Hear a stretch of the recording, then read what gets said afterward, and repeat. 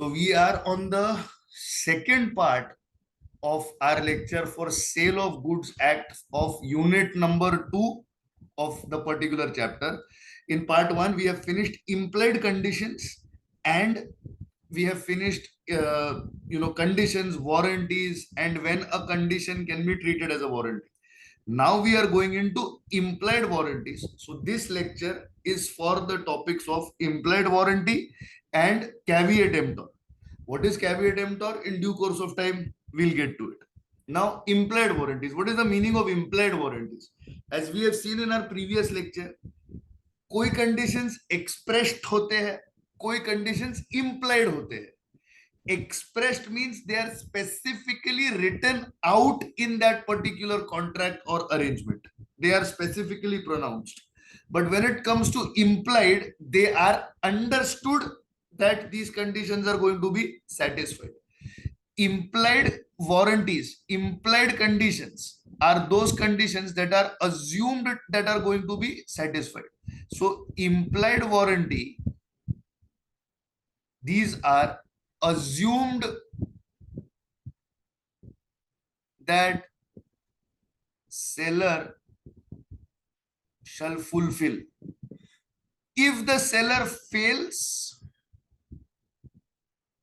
he shall be liable to damages. He shall be liable to damages to be paid to the buyer. Why? Only damages? Because if you fail with a warranty, you have to pay damages. Repudiation of contract does not happen if you fail with a warranty.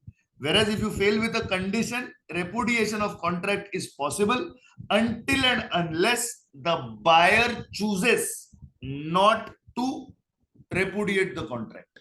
All of this can be found in part 1 of unit 2 lecture. Part 1 lecture of unit 2, you can find it. Now we get into what are implied warranties. Now the first implied warranty is the warranty as to undisturbed possession. What is the meaning of warranty as to undisturbed possession? It means that when the seller sells the goods to the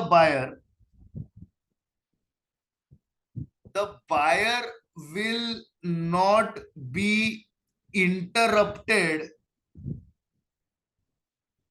in his possession of the goods.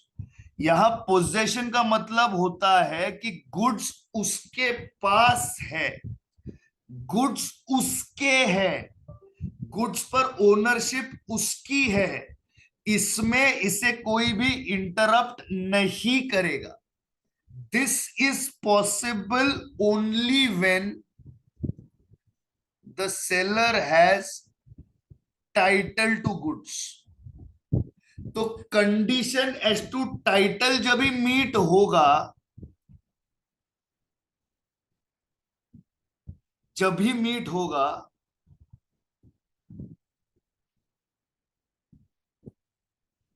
Automatically warranty as to undisturbed possession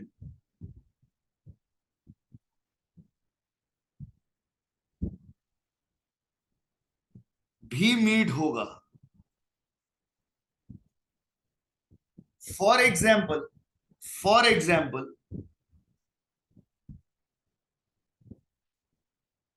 you purchase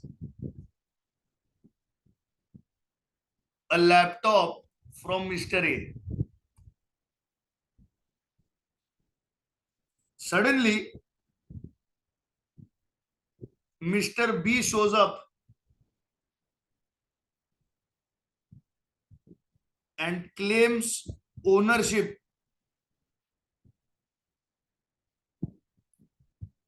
over the laptop, which is discovered,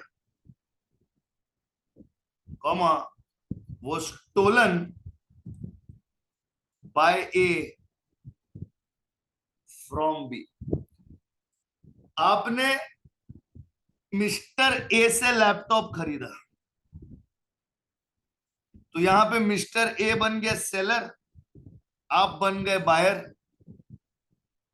आप वो laptop use करने लग गए, लेकिन तब तक बीच में से मिस्टर बी शोज अप। वो कहीं से प्रकट हो जाते हैं और कहते हैं कि भाई ये तो मेरा लैपटॉप है। आप कहते हो कैसे, ये तो मेरा लैपटॉप है, मैंने ऐसे खरीदा। बी आपको उस लैपटॉप की इनवॉइस दिखाता है, बी आपको उस लैपटॉप का क्रेडिट कार्ड का बिल दिखाता है, बी आपको उस लैपटॉप की ओनरशिप के दूसरे डॉक्यूमेंट्स दिखाता है, जिसमें उस लैपटॉप का जो एक सीरियल कोड नंबर है वो उस इनवॉइस से मैच कर जाता है। बी अनडिस्प्यूटेड उस लैपटॉप का मालिक है। और फिर आपको पता चलता है अरे ये लैपटॉप तो ए ने बी से चुराया था और वो चोरी का माल आपको आगे बेचा था। तो शुरुआत में ही ए जो था, जो सेलर था, उसके पास टाइटल ऑफ गुड्स थे ही नहीं, फिर भी उसने आपको गुड्स बेचे। तो इंप्लाइड कंडीशन ए ने मीट नहीं की। वो कंडीशन मीट ना होने की वजह से आपको uninterrupted position of this goods कभी भी मिल नहीं सकता, क्योंकि आप इस गुड्स के लीगल ओनर होते ही नहीं हो, क्योंकि आपने जिससे खरीदा है वो खुद उसका ओनर नहीं था। अगर गुड्स के ओनर बनना चाहते हो, अगर गुड्स के ओनर बनना चाहते हो, तो गुड्स की ओनरशिप आपको उससे लेनी पड़ेगी जो ओरिजिनली उसका ओनर था। इस केस में आपने गुड्स की ओनरशिप एक ऐसे बंदे से ली हुई है जो उस गुड्स का ओनर था ही नहीं। उसने तो गुड्स चुराए थे और उसने आपको गुड्स आकर के बेच दिए। अगर ये सिचुएशन है तो जिस बंदे ने आपको गुड्स बेचे हैं उसके पास तो कभी उस गुड्स का टाइटल था ही नहीं। तो उसने किस हक से आपको गुड्स बेचे? उसने तो फ्रॉड करा है। अगर उसने फ्रॉड करा है ठीक है, लेकिन आप तो फंस गए। आप तो इस गुड्स के ओनर बनते ही नहीं हो, क्योंकि लीगली गुड्स का टाइटल आपके पास कभी भी ट्रांसफर हुआ ही नहीं है। तो इन दिस सिचुएशन ये इंप्लाइड वारंटी कंडीशन कभी भी मीट नहीं हो सकता।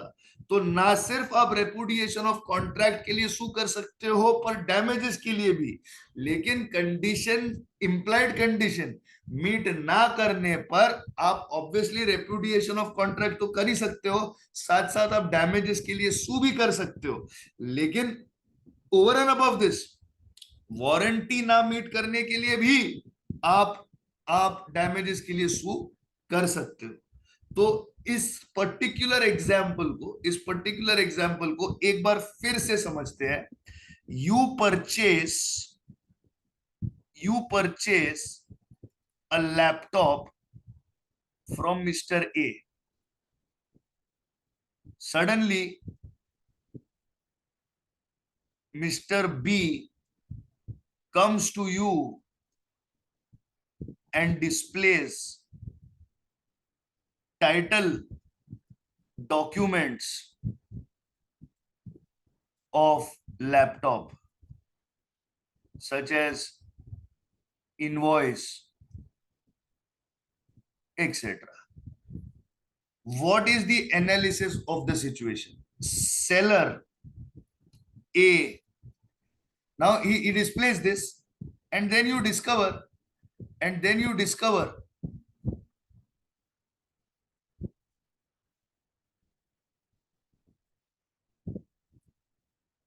that A has stolen the laptop from B.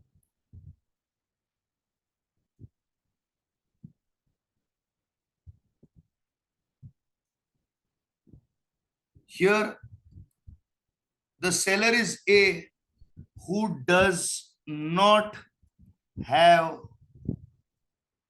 title to goods. What are the goods? The laptop. He sells it to the buyer, which is you.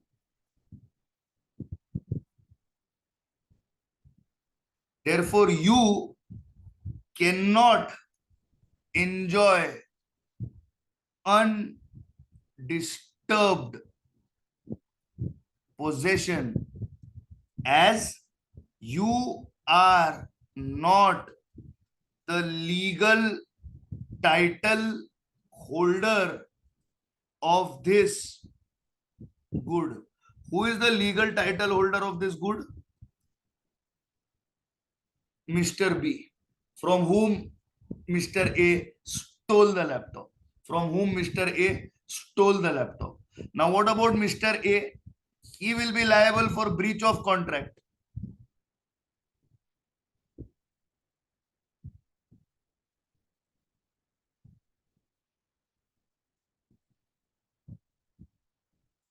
He will be liable for damages of breach of contract. So this was your first part where warranty has to undisturbed possession has to be enjoyed, meaning you will not be stopped by any person from enjoying the right to use your particular goods. मतलब कोई भी आपको आपके goods use करने से रुका नहीं सकता, लेकिन इस केस में आपको आपका ये जो लैपटॉप है, जो आपको लगता है कि आपका लैपटॉप है, वो यूज करने से आपको रुकाएगा कौन? मिस्टर बी, क्योंकि एक्चुअली दरअसल वो लैपटॉप जो है वो उसका है. He is the legal owner of that particular laptop, right? Next the next condition, you may want to probably take a screenshot of this. अब इसका स्क्रीनशॉट ले ले, keep it with you can probably write it down later on. Now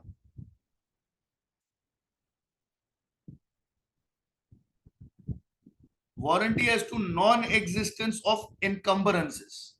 देखिए, इसमें सबसे पहले ये समझना जरूरी है कि इनकम्बरेंसेस इस वर्ड का मीनिंग क्या है. इनकम्बरेंस इस वर्ड का मीनिंग होता है इम्पेडिमेंट या बर्डन.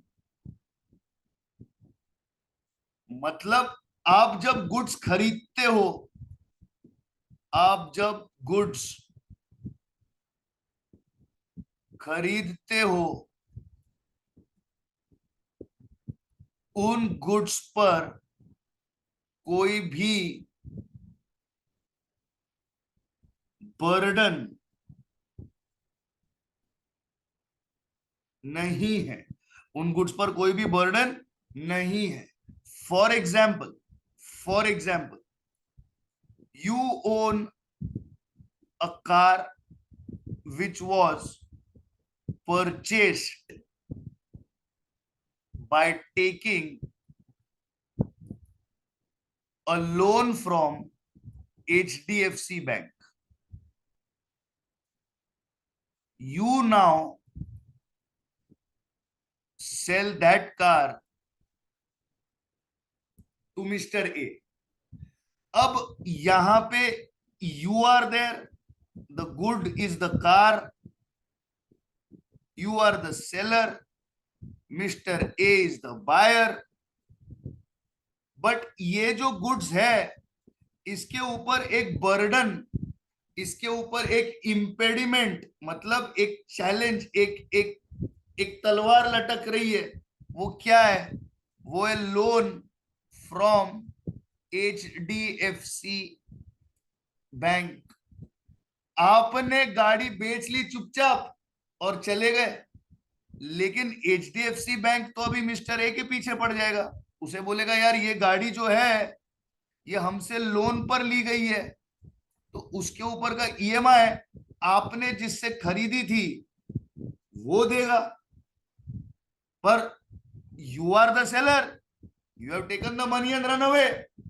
मिस्टर ए क्या बोलेगा? बोलेगा अरे मैंने जिससे खरीदा उसको जाके पकड़ो. HDFC बोलेगा वो तो मिल नहीं रहा है, लेकिन हमारे कॉन्ट्रैक्ट के हिसाब से, हमारे लोन एग्रीमेंट के हिसाब से, अगर बायर EMI नहीं भरता है तो हम उसकी गाड़ी जब्त कर लेते हैं. तो अभी मिस्टर ए को बेचारे को अगर ये गाड़ी यूज करनी पड़ेगी तो उसको पुराना लोन, उसको पुराना वाला लोन भी देना पड़ सकता है. इसका मतलब ये है कि mister A can sue you for cheating, for a breach of contract. It is possible because आपने तो ए से पैसे ले लिए, आपने ए से पैसे ले लिए 5 लाख, गाड़ी बेच दी, पैसे लेके भाग गए. मिस्टर ए को HDFC बैंक को देने पड़ गए 3 लाख. मतलब ये 5 लाख की सेकंड हैंड गाड़ी मिस्टर ए को 8 लाख में पड़ गई. उससे अच्छा वो बोलता है यार मैं नई गाड़ी ले लेता ना, मैं क्यों झंझट में फंसू, मैं तो नई गाड़ी ले लू, क्यों मैं इतने झंझट में फंसू. Here Mr. A can sue you, HDFC Bank also can sue you. Encumbrance का मतलब होता है गुड्स खरीदने पर उन गुड्स पे कोई भी किस्म का बोझा या बर्डन नहीं है। अगर उन पे कोई बोझा या बर्डन नहीं है तो आप उसको अनइंटरप्टेडली एंजॉय कर सकते हो।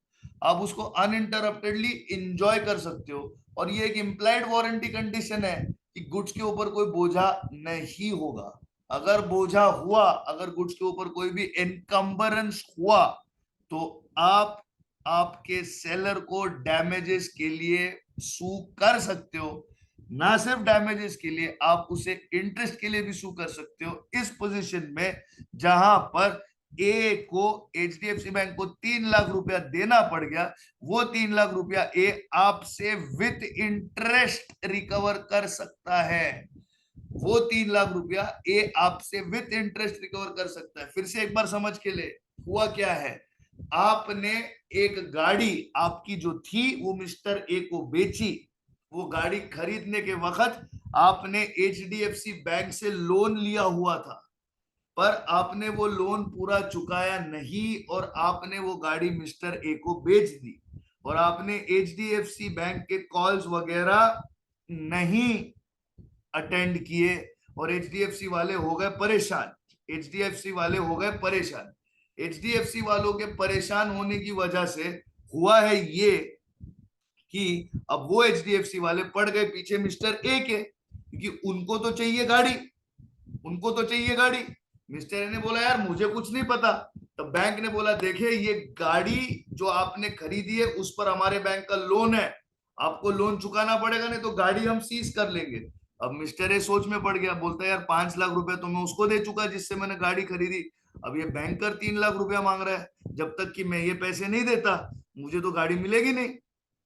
तो या तो मैं 5 लाख रुपया भूल जाऊं या तो मैं 3 लाख रुपया देके गाड़ी यूज कर लू। तो ये बोलता है रुक जा, ये ले 3 लाख रुपया। ये बोलता है रुक जा, ये ले 3 लाख रुपया। ये 3 लाख रुपया ए मिस्टर ए एचडीएफसी बैंक को दे देता है। ये 3 लाख रुपया ए एचडीएफसी बैंक को दे देता है। पर फिर ए पलट के आपके ऊपर 3 लाख का मुकदमा ठोक सकता है और आपसे वो 3 लाख रुपया ब्याज के सहित रिकवर कर सकता है। This is the situation, this is the situation.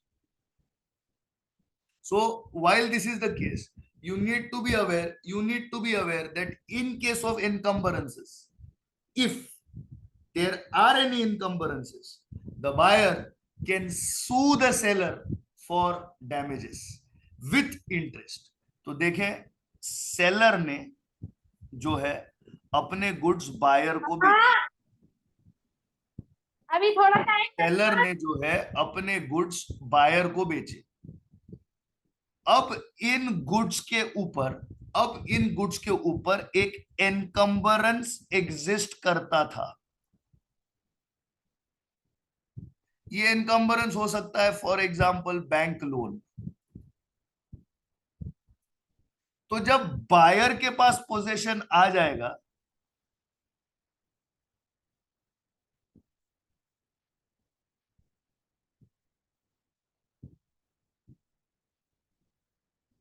If loan is not paid by seller, तब क्या होगा, bank will recover from buyer और सीज द गुड्स। आप पूछोगे why will he recover from buyer, क्योंकि सेलर भाग गया, क्योंकि सेलर भाग गया।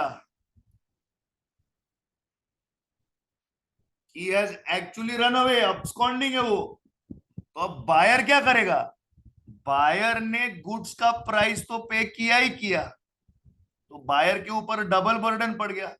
पहला बर्डन था प्राइस जो उसने सेलर को दिया, दूसरा बर्डन था लोन जो उसने बैंकर को दिया। अब बायर क्या बोलेगा, ये लोन के लिए ना सेलर मैं तेरे को सू करता हूं, ये लोन और उसके ऊपर का इंटरेस्ट ये ठोक के मैं तेरे पास से रिकवर करूंगा। और ये करने की इजाजत सेल ऑफ गुड्स एक्ट का सेक्शन नंबर 14C बायर को देता है। An implied warranty that the goods shall be free from any charge or encumbrance in favor of any third party not declared or known to the buyer at the time of contract is entered into. मतलब goods खरीदते हुए buyer को कुछ भी पता नहीं था कि कोई भी थर्ड पार्टी आके इन गुड्स के ऊपर कोई क्लेम लगा सकती है, कोई क्लेम मांग सकती है। पर मान के चलिए अगर ऐसा हुआ तो बायर सेलर के ऊपर मुकदमा ठोक के वो पैसे रिकवर कर सकता है। ये बात समझना बेहद ज्यादा जरूरी हो जाता है इस वाले कंडीशन में। आप चाहो तो इसका स्क्रीनशॉट ले लो, नहीं तो जब ये यूट्यूब पे अपलोड हो जाएगी तब आप पॉज करके लिख सकते हो आपके नोटबुक के अंदर। आगे की कंडीशन पे चले जाते। वारंटी एज टू क्वालिटी और fitness by usage of trade.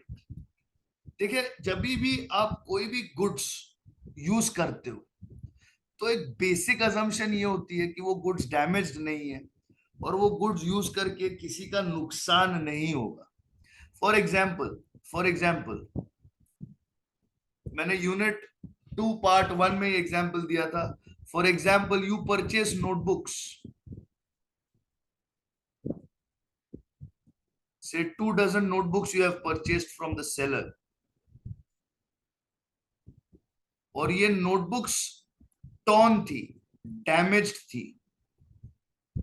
Obviously ये गुड्स फिर क्या नहीं बनेंगे, मर्केंटेबल जो टर्म था, ये गुड्स मर्केंटेबल नहीं बनेंगे। अगर ये गुड्स मर्केंटेबल ना रहे तो इनमें क्वालिटी और fitness by usage of trade भी नहीं रहेगा, उसमें क्वालिटी और फिटनेस भी नहीं रहेगा।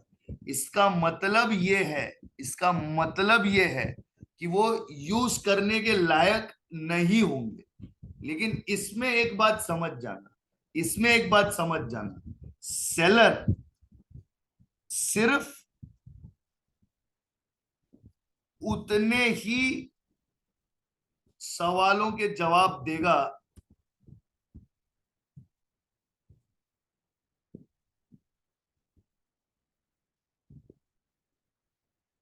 जो बायर ने पूछे। सेलर सिर्फ उतने ही सवालों के जवाब देगा जो बायर ने पूछे। अब एक एग्जाम्पल आपको देता हूं। For example in Mumbai currently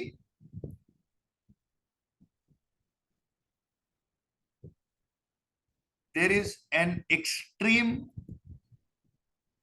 heat and humidity wave.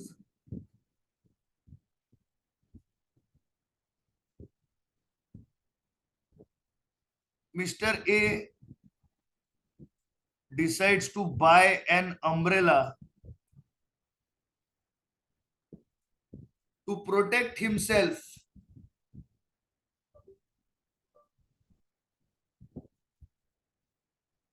from the heat. धूप से बचने के लिए छाता खरीद लिया उसने। Seller mister B assures him that umbrella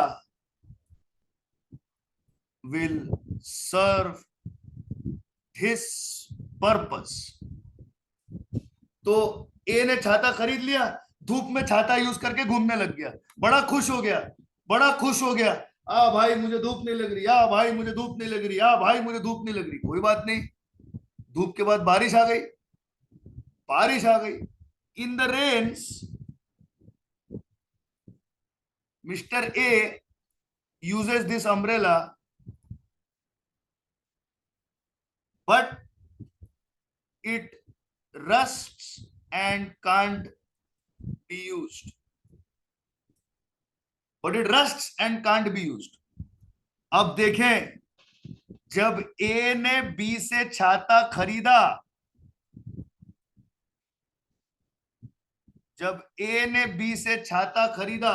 तब ए ने उसे क्या बोला था? छाता खरीदने की वजह क्या है? मैं धूप से बचना चाहता हूं। ए ने ये नहीं बोला कि मैं इसको बारिश में भी इस्तेमाल करूंगा। बी ने उसको छाता चिपका दिया, बोला कि हाँ ये छाता ले ले भाई, तेरे को धूप से बचा लेगा। पर ए ने वही छाता बारिश में यूज करने की कोशिश की और वो छाता बारिश में जंग खा गया। अब ए गया बी के पास, ए गया बी के पास, कहता ये कैसा छाता बेचा तूने मुझे, बारिश में जंग खा गया। बी ने बोला यार तूने मुझसे ये सवाल ही नहीं पूछा था कि क्या ये छाता बारिश में जंग खा जाएगा। तूने मुझे बोला था धूप बहुत लग रही है, तेरी कोमल त्वचा जल रही है, तेरे सिर पे अंडा फोड़ो तो ऑमलेट बन जाता है, इतना तवे की तरह गर्म तू हो जाता है, तुझे चाहिए छाता ताकि तू रहे ठंडा। तू ले गया मेरे से छाता। तूने मुझसे ये पूछा क्या कि ये छाता बारिश में चलेगा क्या? नहीं पूछा। गलती किसकी? गलती तेरी है बायर, तूने मुझसे पूछा नहीं था। So why should I reveal the unflattering truths about my goods?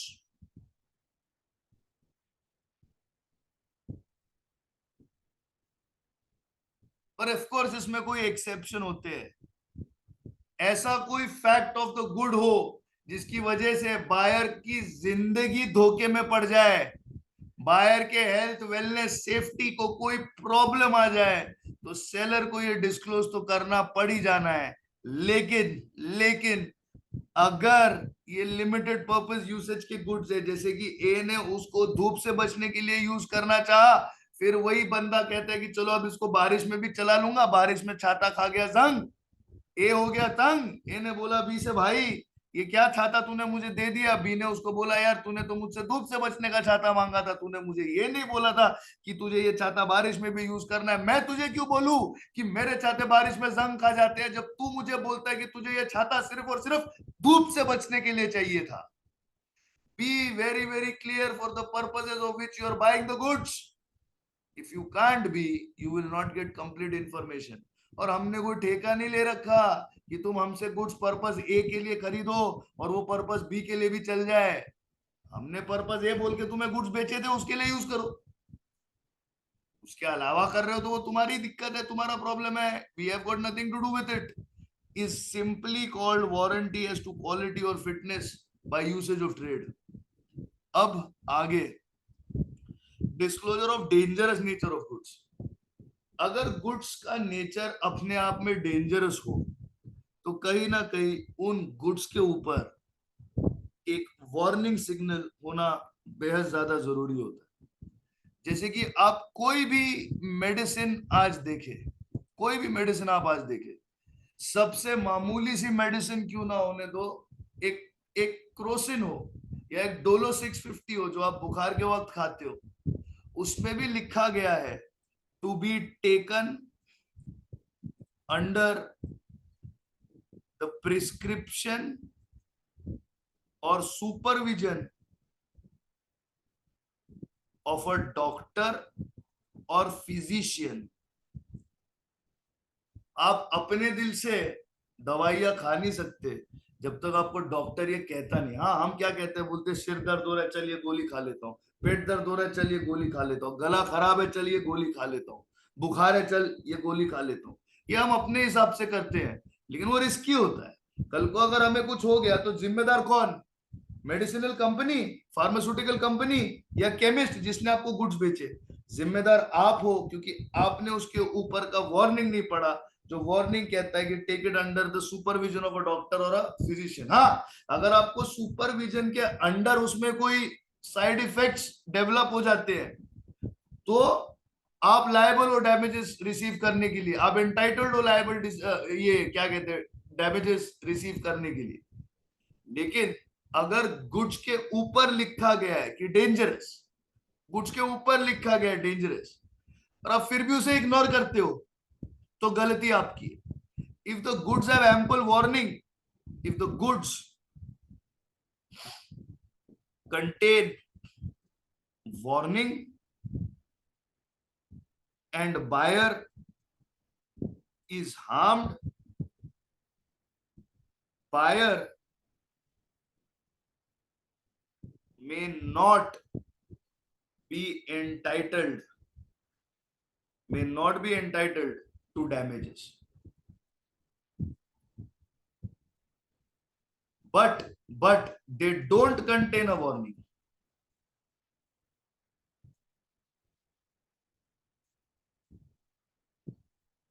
and the buyer is harmed,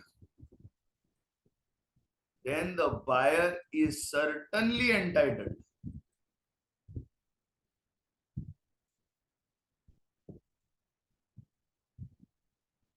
to damages. If they don't contain a warning and the buyer is harmed, then the buyer is certainly entitled to the damages. This is an important aspect that you have to keep in mind. Now, disclosure of dangerous nature of goods has to be made. If it is not made, the buyer is entitled to damages. Now, we have finished. We have finished the 4 implied warranties. What is that? Undisturbed possession, non-existence of encumbrances, fitness by usage of trade, and dangerous nature of goods. So these are the 4 facts that have to be checked before you go in for buying your goods. Now comes the next and the final, I believe, of this particular unit and the last point of our discussion today, that is the doctrine of caveat emptor. Caveat emptor means only one thing. Caveat emptor means only one thing: buyer beware. The meaning of the term caveat emptor is buyer beware.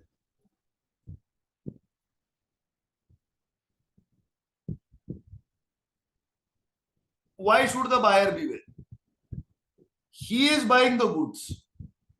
At the end of the day, it is up to the buyer to make a proper selection of the goods. The buyer cannot hold the seller liable in any which way for the goods that he has purchased from the seller. The seller is liable to give information about the goods to the buyer, but the seller is not liable to disclose the defects of the goods which are being sold. For example, if you see in the case of automobiles,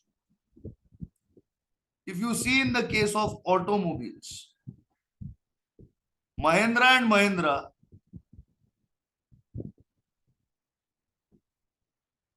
is a leading and a very reputed brand of Indian cars, specifically SUVs.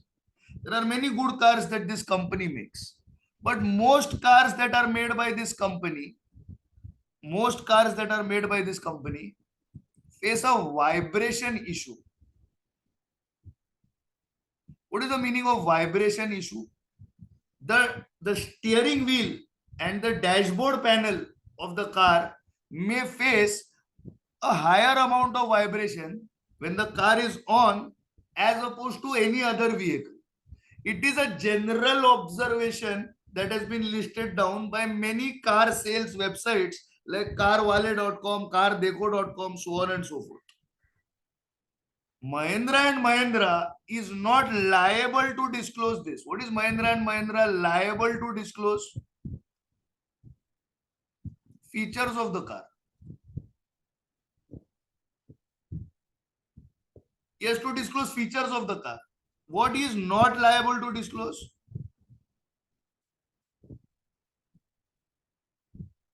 Defects of the car. Mahindra and Mahindra is not liable to disclose the defects of the car because every product has some defects or the other ideally, and if the buyer starts disclosing these defects, he will never be able to sell. Buyer is not liable, seller is not liable to disclose the defects. Therefore, the buyer has to beware of the defects. Therefore, the buyer has to beware of the defects. This right here is very, very important. Now, how does the buyer beware of the defects? The buyer has to beware of the defects by doing enough research, by speaking to people, by probably speaking to users. He has to do his own buying research.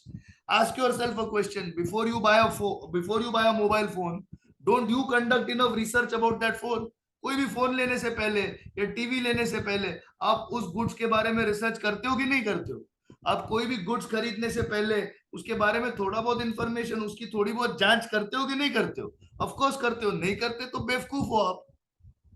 फिर अगर आपको आपको negative goods या कोई defective goods मिल गए तो फिर क्या कर लोगे? कुछ नहीं कर पाओगे।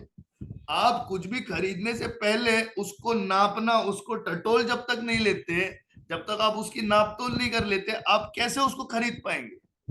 इसका मतलब यह है, जब आपने उस गुड्स को टटोल लिया, उसको नाप तोल लिया, आपने उसको पूरी तरीके से अप डाउन समझ लिया, तब जाके आप उस गुड्स को खरीदते हो। इसका मतलब क्या है? आपने अपने आप को उस गुड्स की खरीदारी से होने वाले किसी भी डैमेज के अंदर से बचा लिया हो। इसमें आपकी ड्यूटी है कि आप खुद को सेटिस्फाई करें गुड्स खरीदने से पहले, कि गुड्स जिस पर्पस के लिए आप खरीद रहे हो वो पर्पस सर्व होगा। It is the duty of the buyer to satisfy himself before buying the goods, that the goods will serve the purpose for which they are being bought. आप सीजन बॉल से खेलने के लिए एक cricket bat खरीदना चाहते हो, आप सीजन बॉल से खेलने, सीजन बॉल क्रिकेट खेलने के लिए आप एक क्रिकेट बैट खरीदना चाहते हो। आप एक दुकान में जाते हो और ऐसे ही बैट उठा के आ जाते हो, आपने पूछा भी नहीं क्या ये बल्ला जो खरीदा जा रहा है क्या ये सीजन बॉल के सामने खेल सकते हैं। आप चले गए, तेज बॉलर आ गया, सीजन बॉल से बॉलिंग करी, बल्ले के हो गए दो टुकड़े, आप रोने लग गए, अरे मेरा बैट, अरे मेरा बैट। अरे ऐसे कैसे चलेगा? आपने बैट खरीदने से पहले उस सेलर को पूछना चाहिए था कि भाई साहब ये रबर बॉल से खेलने वाला बैट है, टेनिस बॉल से खेलने वाला बैट है, या सीजन बॉल वाला बैट है? सेलर बता देगा नहीं नहीं इससे आप सीजन बॉल से मत खेले, ये टूट जाएगा। अगर सेलर ने आपको गारंटी दी कि ये सीजन बॉल वाला बैट है, आप जाके खेले सीजन बॉल के साथ और वो बैट टूट गई, तब बैंड बजाओ उस सेलर की पकड़ के, तब छोड़ना नहीं उसको। लेकिन आपने किया ये, आपने किया ये, आप हो बायर, आप हो बायर, आपका पर्पस क्या है? आपका पर्पस है cricket bat to play against season ball, या हम कहते हैं लेदर बॉल, जो भी आपको कहना हो उसे। बायर गया, बैट उठा ली,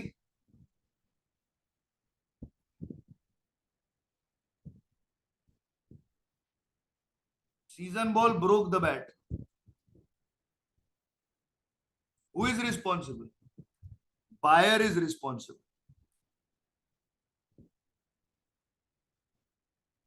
बायर गया, buyer described purpose to seller, seller assured that it is a season cricket bat. Bat broke. Who is responsible? Seller is responsible. Seller is responsible. Why? उसने गारंटी दी हुई है कि ये सीजन बैट है। यहां पे क्या किया? आप गए, बैट परचेज की, गए सीधा खेलने लग गए। अरे पूछ तो ले भाई, B aware of what you are purchasing. Don't base it on your own buyer skill and judgment. Base it on what the features of the goods are. Base it on what the features of the goods are. So as a buyer you have certain primary responsibilities. What are they? You have to make known to the seller the purpose of the purchase. आप गए सीधा दुकान में, bat उठा ली, प्यारी सी bat है, बड़ी बड़ी खूबसूरत है देखने में, उठा ली। ओ यार ठंड पा, रुक, पहले उसको पूछ कि वो चलेगी क्या। नहीं, बस देख लिया, दिल आ गया, ले ली, गए ग्राउंड पे, सीजन बॉल आ गया, बैट के दो टुकड़े। That's not how it works. Before you pick up the product, you have to ensure that you ask the seller, does this serve the purpose that I have? The seller will then tell you, although it is a very attractive product, it does not serve your purpose. It does not serve your purpose. Please don't buy this product, buy the other product. फिर आप दूसरा product ले, आप अपने purpose को satisfy करें। Seller के बोलने के बावजूद भी अगर आपने प्रोडक्ट लिया तो गलती आपकी है। सेलर के बोलने के बावजूद भी अगर आपने प्रोडक्ट लिया तो गलती आपकी है। So the buyer has to make known to the seller the purpose of purchase. एक बार बायर ने सेलर को बोल दिया कि मेरा पर्पस क्या है, फिर वो क्या करेगा, वो रिलाय करेगा सेलर के स्किल और जजमेंट पर, क्योंकि सेलर एक्सपर्ट है उस प्रोडक्ट का, बायर नहीं। सेलर उस प्रोडक्ट का एक्सपर्ट है, बायर उस प्रोडक्ट का एक्सपर्ट कतई नहीं है। और सेलर का बिजनेस होना चाहिए गुड्स जो आपको जरूरी हो वो बेचना। सेलर का बिजनेस होना चाहिए गुड्स जो आपको जरूरी हो आपको बेचना। कल के लेक्चर में मैंने एक एग्जांपल दिया था, mister A, a football player,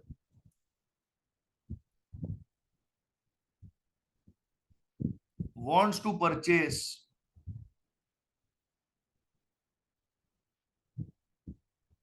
football spikes or studs as they are called and goes to Bata. Bata is a shoe shop, it's a reputed shoe shop, हर जगह पे बाटा अवेलेबल होता है। और बाटा बनाता क्या है? बाटा बनाता है कैजुअल शूज, बाटा बनाता है फॉर्मल शूज, बाटा बनाता है रनिंग शूज, बाटा बनाता है सैंडल और स्लीपर। क्या बाटा फुटबॉल स्पाइक्स बनाता है? बिल्कुल नहीं, बाटा फुटबॉल स्पाइक्स नहीं बनाता। तो buyer made his purpose known to the seller. Seller ने कहा we don't satisfy this purpose.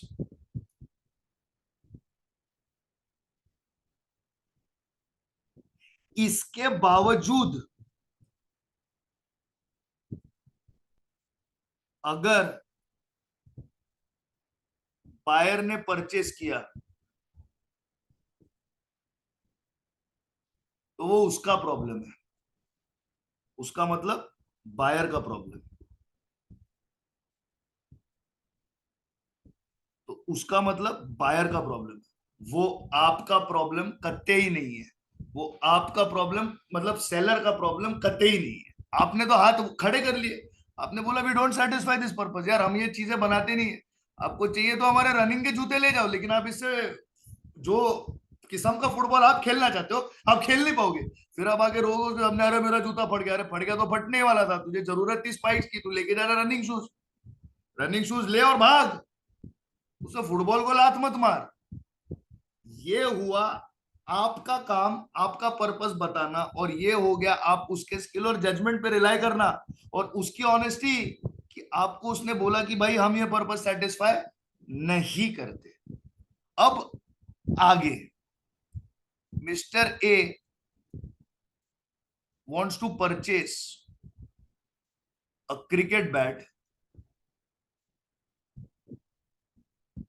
for facing season ball cricket.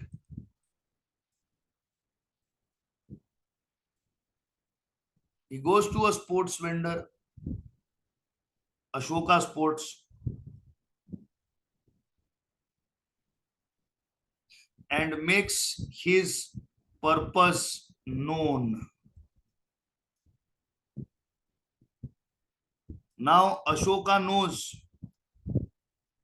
Ashoka sports नाम का जो वेंडर है knows mister A wants a season bat. तो अशोका क्या करेगा? अशोका बोलेगा yes it is my business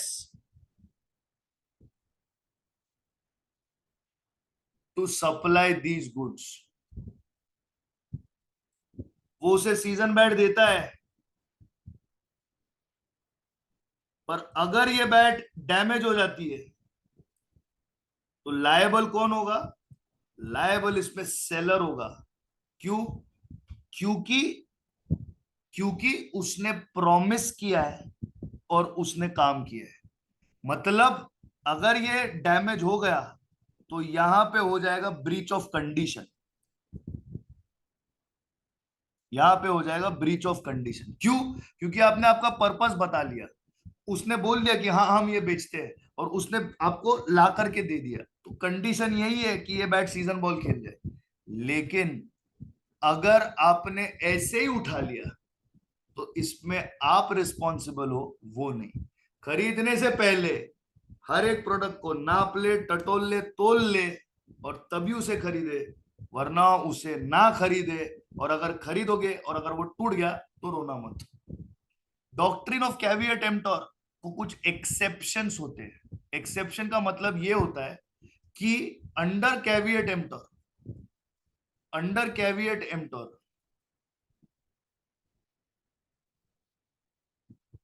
seller is not liable to disclose defects of the goods. Buyer has to satisfy himself about the goods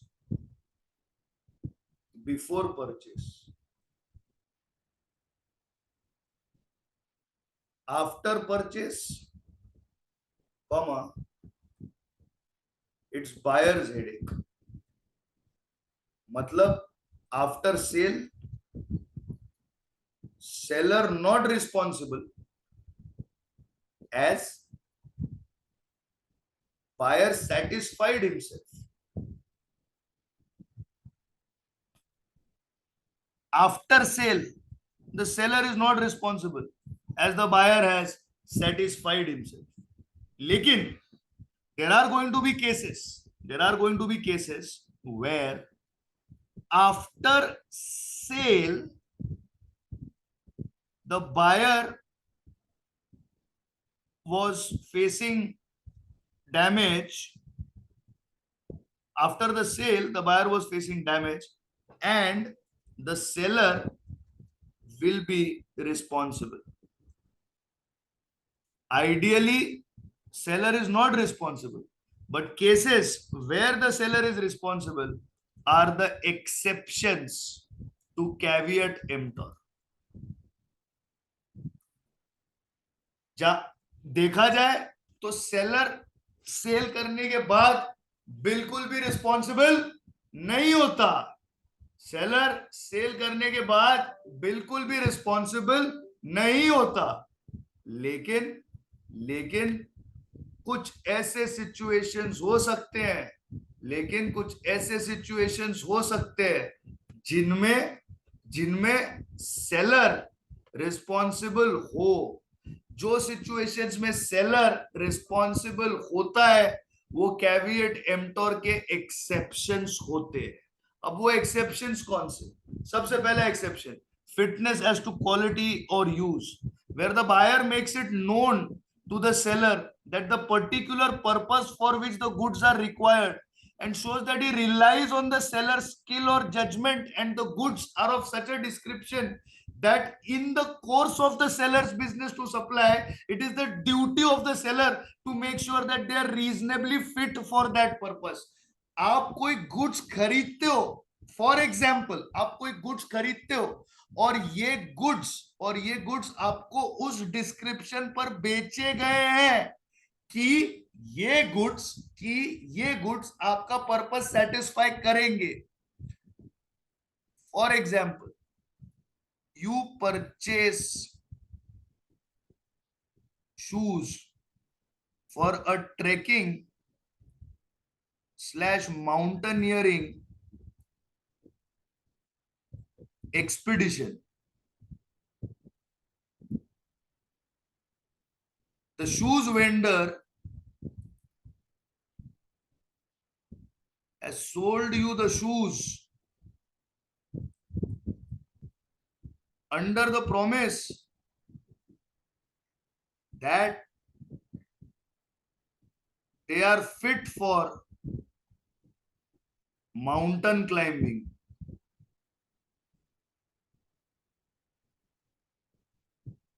You have relied on the judgment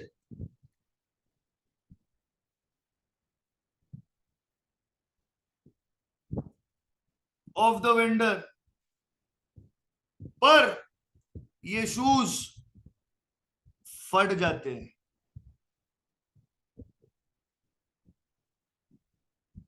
ठीक है, damage होते हैं, torn, Who is responsible? Seller is responsible. Why? Because he gave you the promise that they are fit for mountain climbing. Just like जब आपने Ashoka sports से season cricket की bat खरीदी और सेलर ने आपको कहा कि ये बैट सीजन बॉल से खेलने के लिए बनी गई है, आप गए क्रॉस मैदान पे, चर्च गेट, खड़े हो गए बैटिंग करने, पहली बॉल आई, ये ठक करके बैट पे लगी, आधी बैट आपके हाथ में, आधी बैट उधर कहीं और, यार ये तो बैट टूट गई। क्यों? क्योंकि वो बैट सीजन बॉल से खेलने के लिए बनी नहीं थी और सेलर ने आपको फेक प्रॉमिस दी। सेलर ने आपको फेक प्रॉमिस दी तो रिस्पॉन्सिबल कौन बना? सेलर। पर अगर आपने पूछे बगैर ही कोई जूते उठा लिए और जाके पहाड़ पे चढ़ गए और जूता फट गया और आपका पैर टूट गया, तो आप उसके जिम्मेदार आप खुद हैं। आप पूछे सेलर को पहले, आप पूछे सेलर को पहले कि भैया मैं जब पहाड़ पे चढ़ना चाहता हूं ये जूते पहन के, क्या मैं पहाड़ पे चढ़ पाऊंगा? अगर उसका जवाब हाँ है तो भाई खरीद लो।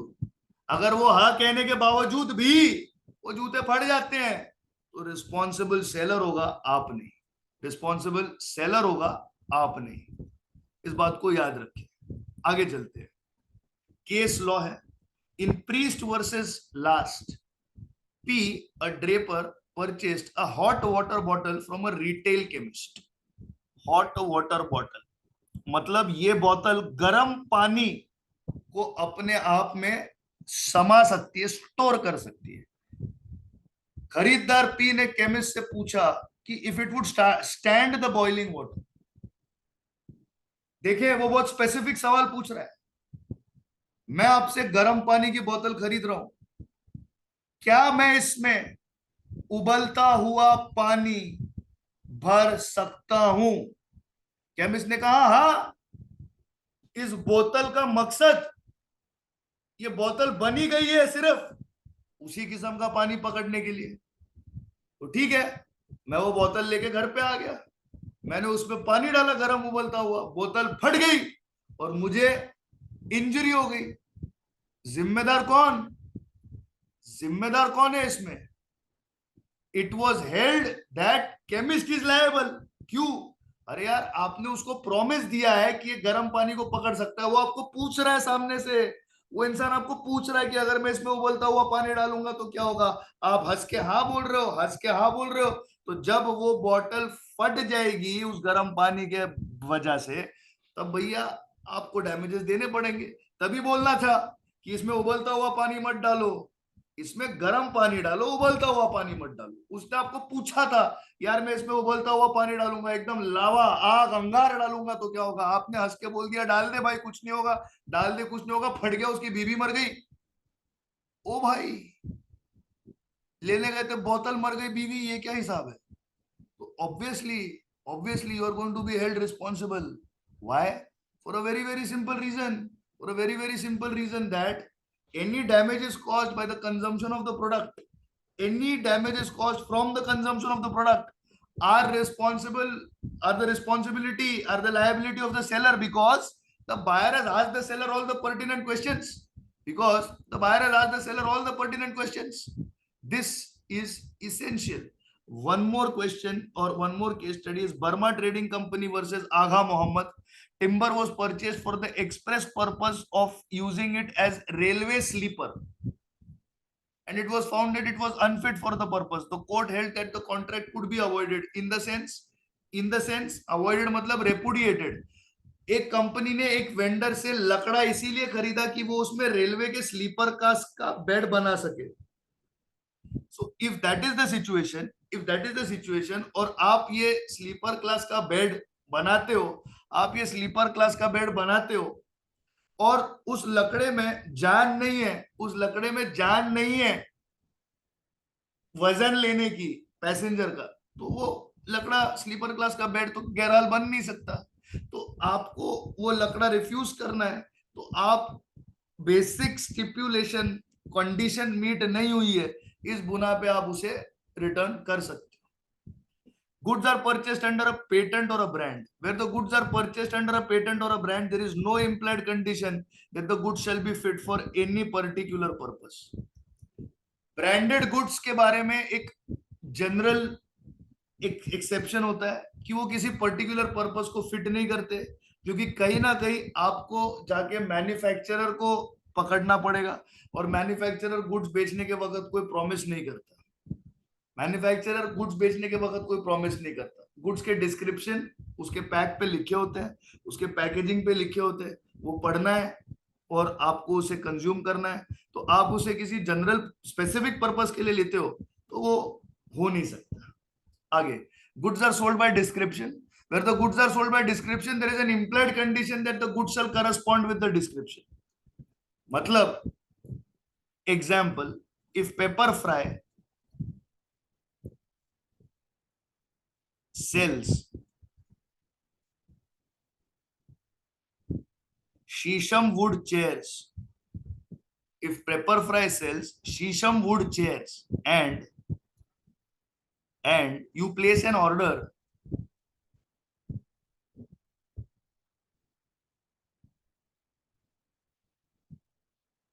for those chairs, and you place an order for those chairs, what do you expect? What do you expect? Shisham wood chairs.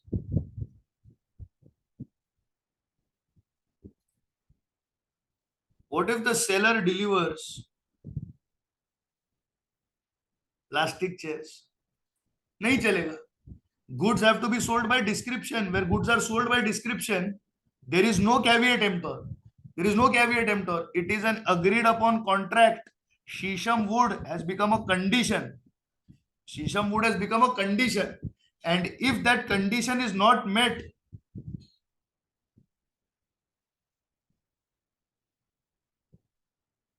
then the contract is bound to be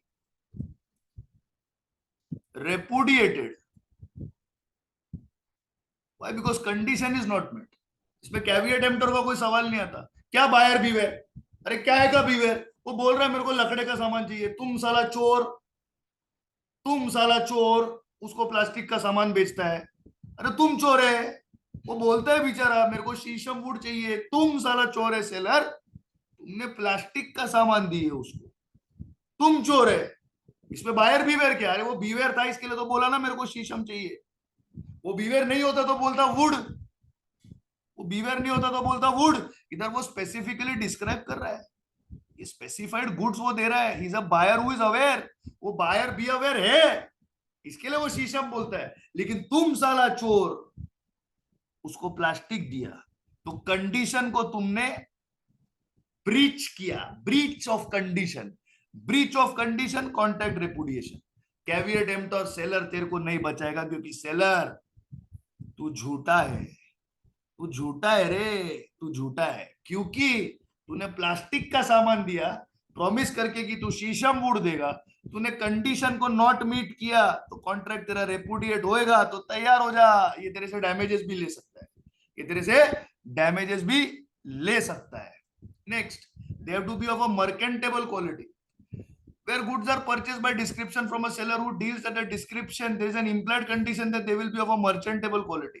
Merchantable quality मतलब क्या? Goods will be not damaged.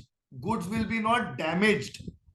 आपको कोई extraordinary तरीके से उसके अंदर के defects ढूंढने नहीं पड़ेंगे. For example, you place an order for 1,000 wristwatches from a watch company.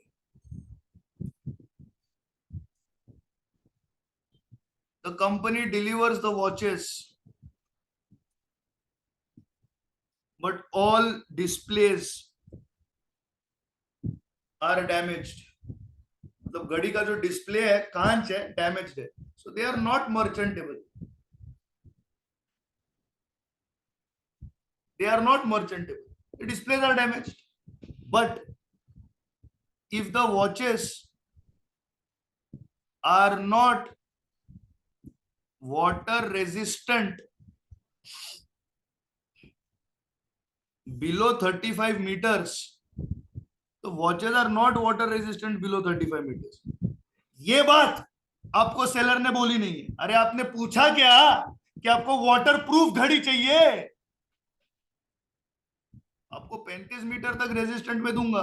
अभी आप डीप सी डाइवर के लिए घड़ी खरीद रहे हो, डीप सी डाइवर के लिए, और साला बोलते ही नहीं हो कि मेरे को वाटर प्रूफ घड़ी चाहिए, तो घड़ी वाला क्या खुद का सिर फोड़ के लेगा? नहीं। आपने पूछा है मुझे 1000 रिस्ट वॉचेस चाहिए, इसमें कहीं पे भी ये लिखा है क्या कि ये वाटर प्रूफ होने चाहिए? नहीं लिखा है, नहीं लिखा है, नहीं बोला है आपने, स्पेसिफाई करो। अब सेलर ने आपको बोला नहीं कि 35 मीटर तक चल जाएगा, उसके नीचे नहीं, उसके नीचे नहीं। This is purely caveat emptor, this is purely caveat एम्प्टॉर।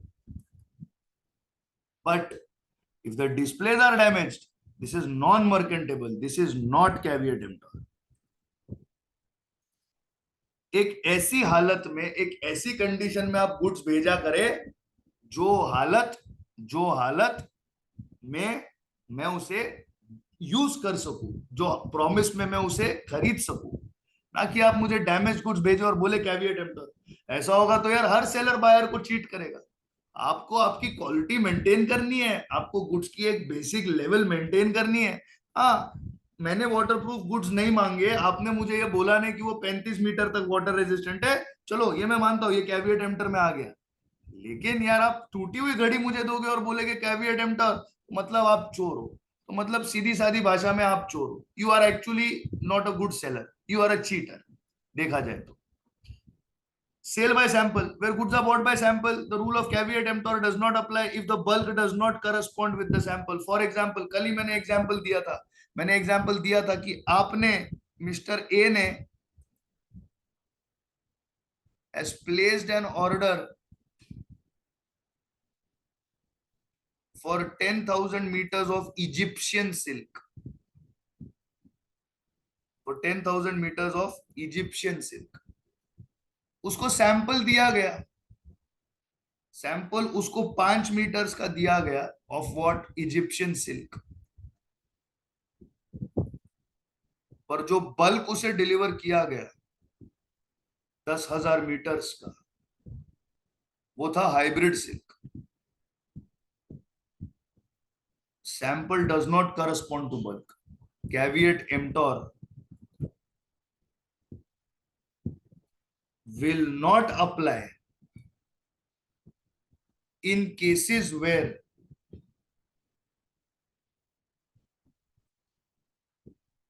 sample does not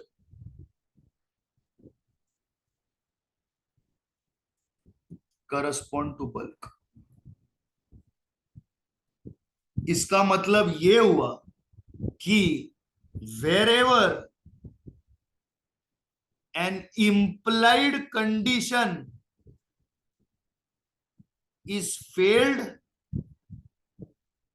caveat emptor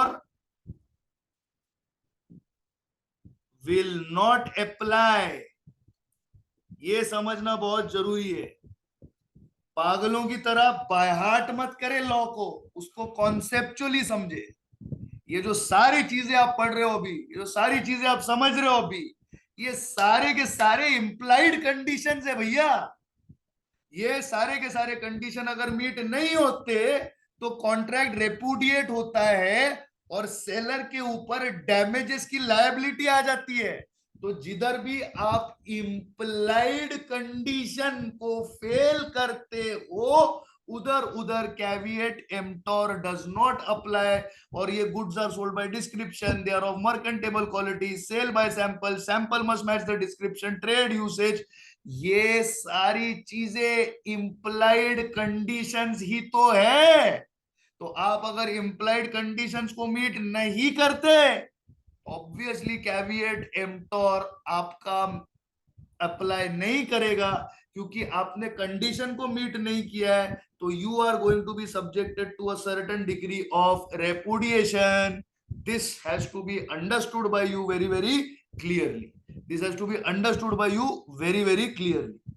Next, sample as well as description, goods should match the sample and they should match the description।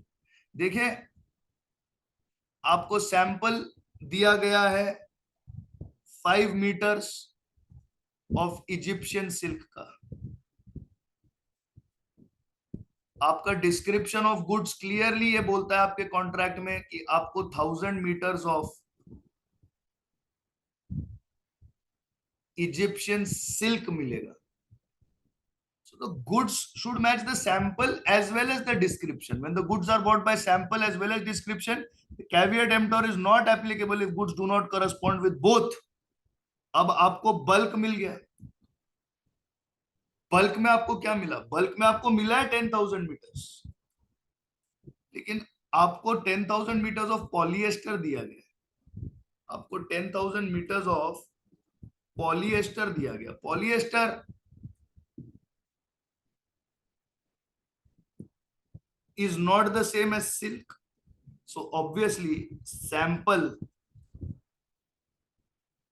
and description do not match the bulk, that is the goods. Therefore implied condition is not met. Implied condition is not met, and where implied condition is not met, over there caveat emptor, over there caveat emptor is not applicable. Over there caveat emptor is not applicable. ये समझना बेहद ज्यादा जरूरी हो गया है. Trade usage. Next I come to trade usage. इसको इसको देख ले, इसको एक बार कॉपी कर ले या इसका स्क्रीनशॉट ले ले, ये इंपॉर्टेंट है. ये जो मैंने यहाँ पे लिखा है that implied condition is not met because of which caveat emptor is not applicable, ये आपके लिए सबसे ज्यादा इंपॉर्टेंट है. इसमें इसको एक बार नोट कर लीजिए. Trade usage, an implied warranty or a condition as to quality or fitness of a particular purpose may be annexed by the usage of trade if the seller derives from this rule. Caveat emptor is not applicable. This is as good as saying that merchantability. For example, in a ready-made garment business, there is an implied condition by usage of trade that the garment shall reasonably fit the buyer. देखिए, जब आप readymade garments बेचते हो, जब आप एक shirt खरीदने जाते हो, रेडीमेड गारमेंट्स जो होते हैं, रेडीमेड गारमेंट्स जो होते हैं वो टेलर मेड नहीं होते, वो टेलर फिट नहीं होता.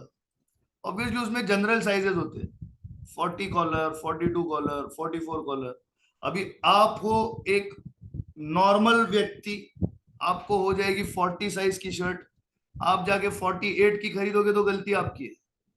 तो जब एक मैन्युफैक्चरर अलग अलग साइज के शर्ट्स आपको देता है तो it is your responsibility, it is your responsibility to ensure that you are telling the buyer कि भैया ट्राई ऑन कर लो आपको कौन से चाहिए. बट जब आप खरीदते हो, सेलर की रिस्पॉन्सिबिलिटी ये है कि ये वेरियस साइजेस कहीं ना कहीं सारे बायर्स को फिट हो जाए. मतलब एक है मैन्युफैक्चरर, एक है शॉपकीपर, और आप हो कस्टमर. शॉपकीपर कस्टमर को बोलता है ट्रायल करो, ट्रायल करो. लेकिन मैन्युफैक्चरर जो शर्ट इसको देता है, मैन्युफैक्चरर जो शर्ट शॉपकीपर को देता है, it is assume that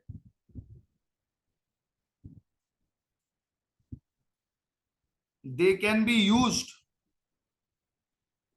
bye all people, they are of a trade usage.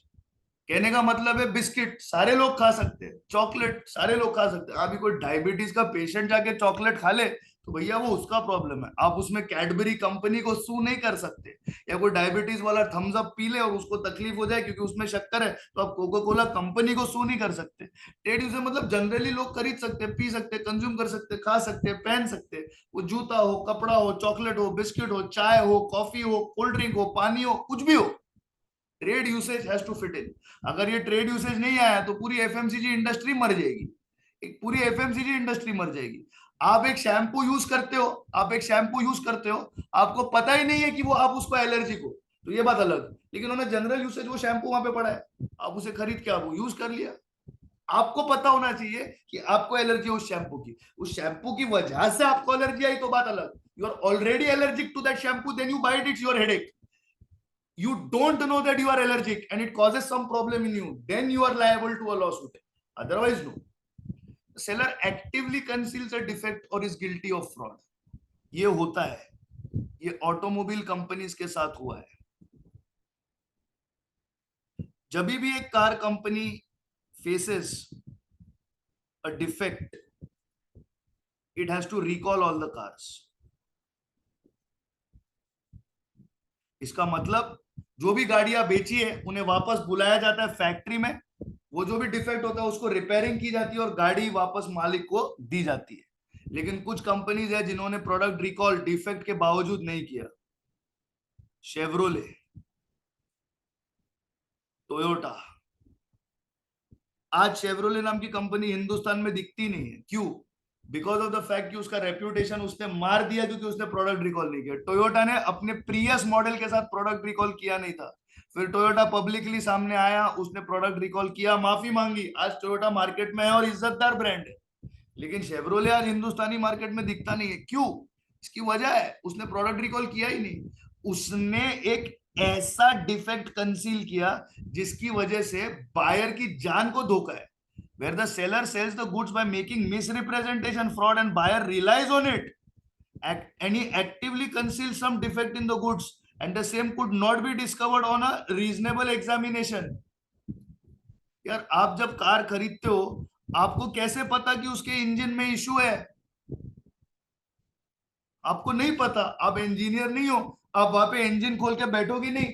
आप इंजन भी खोल के बैठ गए तो आप ये बोल नहीं पाओगे जब तक कि आप उस स्ट्रेसफुल सिनारियो में गाड़ी को चलाए ना। और ये कंपनी को पता है कि अगर ये गाड़ी एक अपस्लोप में जा रही है, अगर ये गाड़ी एक अपस्लोप में जा रही है और अगर इस गाड़ी का स्पीड 80 किलोमीटर के ऊपर आ गया एक अपस्लोप पोजीशन में जाते हुए, तो ये गाड़ी का ब्रेक जो है, ये गाड़ी का ब्रेक जो है वो फेल हो जाएगा।